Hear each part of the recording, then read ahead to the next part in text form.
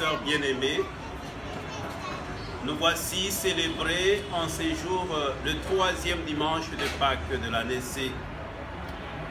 Et comme nous allons l'entendre dans l'évangile du dimanche, il s'agit d'une autre apparition de Jésus, suivie de ce qu'on appelle la pêche miraculeuse. Après la résurrection, les apôtres avaient retrouvé leur vie ordinaire parce qu'ils devraient vivre. Désormais, l'équipe n'est plus ensemble. Et Pierre est retourné dans son activité de pêche. Et ce jour-là, il s'est fait accompagner par des amis, les autres apôtres, et il se remet à pêcher. Il passe pratiquement toute la journée, toute la nuit, sans rien prendre. Au moment où ils sont pratiquement découragés dans cette activité qui ne produit pas de fruits, Jésus va surgir au milieu d'eux. Et il va donner l'ordre pour qu'ils jettent le filet à droite de la barque. En obéissant à la parole de Jésus, à leur grande surprise, le résultat était là. La pêche était devenue tellement intéressante qu'elle a produit de grands fruits. 153 poissons. La réussite est totale. Quand on sait que chez les Juifs, on considérait qu'il y avait 153 espèces de poissons à l'époque. Et donc les apôtres, sur ordre de Jésus, ont réussi à capturer toutes les espèces de poissons qui existaient en ce moment-là. Qu'est-ce que cela veut dire pour nous? Cela veut dire tout simplement que si Jésus s'implique dans ce que nous faisons, si Jésus est associé dans nos activités, eh bien soyons-en sûrs, la réussite sera certaine. Mais il arrive malheureusement que dans notre vie comme chrétiens, nous puissions formuler des projets de vie, nous puissions nous lancer à des planifications, mais en oubliant d'y intégrer la présence de Jésus.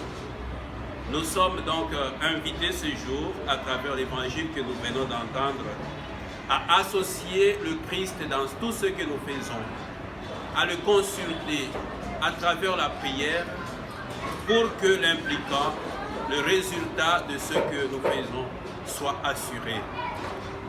Est-ce qu'il vous arrive dans votre vie d'associer Jésus dans ce que vous faites? Si cela ne se fait pas, eh bien, l'Évangile nous propose de commencer à le faire et nous serons étonnés de ce que le Christ pourra faire dans notre vie. Même l'annonce de la parole de Dieu, et cela s'adresse particulièrement pour les missionnaires, l'annonce de la parole de Dieu doit impliquer la présence de Jésus. Parce que si nous annonçons la parole de Dieu, eh bien c'est Jésus qui s'occupe de visiter le cœur et de provoquer la conversion de ceux vers qui nous sommes envoyés. Venons-en maintenant au dialogue de Jésus avec Pierre. Par 3 fois, Jésus pose la question à Pierre. Pierre, fils de Jean, est-ce que tu m'aimes vraiment? Pourquoi Jésus pose la question 3 fois? Nous nous rappelons que le vendredi saint, Pierre avait renié Jésus 3 fois, disant ne pas le connaître.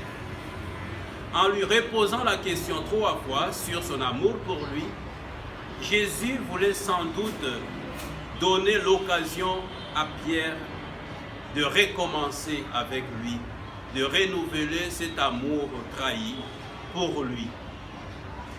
Eh bien, le plus important pour nous chrétiens dans notre vie, ce n'est pas succomber sous nos faiblesses, mais c'est surtout, lorsque nous tomberons, de savoir nous relever, nous mettre debout et repartir avec Jésus.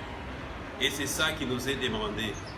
Pierre était tellement humble, il a reconnu ses faiblesses, il a renouvelé son amour envers Jésus, et son humilité a payé, parce que Jésus, malgré ses faiblesses, va le choisir comme le chef de l'Église qui est dirigée actuellement par des papes.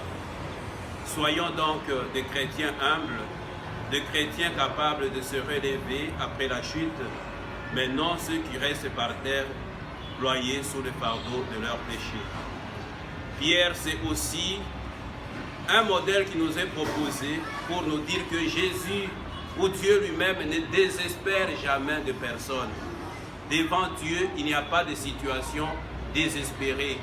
Quel que soit le degré de nos fautes, Dieu est toujours capable de nous récupérer, de cheminer avec nous et de nous conduire au sommet. Et c'est ce qui est demandé, chers frères et sœurs bien-aimés, dans la liturgie de la parole de ce jour. Soyons de ces chrétiens qui, au-delà de leurs péchés, savent se remettre debout après la chute, savent continuer, savent résister. Et c'est seulement en résistant que nous pouvons attirer la sympathie et la faveur de Dieu.